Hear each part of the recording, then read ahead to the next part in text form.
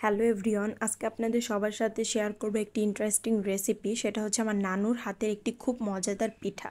So তার জন্য এরকম মাংসর কিমা লাগবে বা ঝুরা মাংস লাগবে। কুরবানি চলে গিয়েছে, কম বেশি সবার ফ্রিজেই কিন্তু মাংস আছে এবং সবাই কিন্তু এরকম করে মাংসগুলোকে জাল দিয়ে একদম ভুনা ভুনা করে ফেলে। সো এতে আপনার সহজেই এই রেসিপিটা বানিয়ে খেতে পারবেন এবং এই পিঠাটা খুবই মজা লাগবে আপনাদের।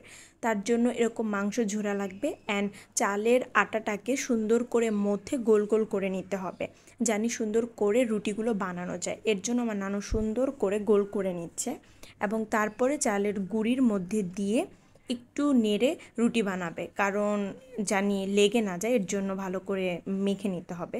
সুন্দর করে এখন বেলছে, পাতলা পাতলা করে বেলতে হবে। আর এই পিঠাটি বানানো কিন্তু খুবই ইজি, আপনারা একবার ট্রাই করলেই পারবেন। অন্য পিঠাগুলো বানাতে অনেক কষ্ট হয়, সেই তুলনায় এই পিঠাটি খুবই ইজি। আমি তো এখন একবারেই পারবো, আমি দেখে নিয়েছি, এখন আমি যখন তখনই খেতে পারবো বানিয়ে। আর এই পিঠাগুলো আপনারা চেলে ফ্রিজেও রেখে দিতে পারেন।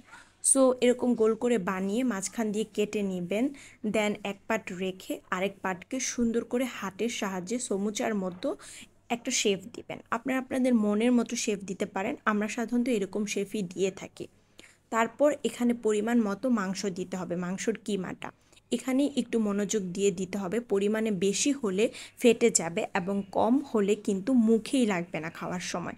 সো ভালোভাবে দিতে হবে অ্যান্ড মুখটাকে ভালোভাবে আটকাতে হবে হাত দিয়ে টিপে টিপে, জানি ভাজার সময় মাংসটা বেরিয়ে না আসে। সো সহজেই এই জিনিসটা কিন্তু আপনারা করতে পারবেন। সো রেডি হয়ে গিয়েছে।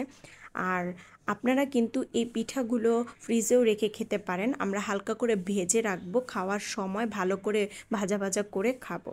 আজকের এই রেসিপিটা এই পর্যন্ত। আপনার যাদের যাদের ভালো লেগেছে একটি লাইক করে পাশে থাকবেন। আল্লাহ হাফেজ।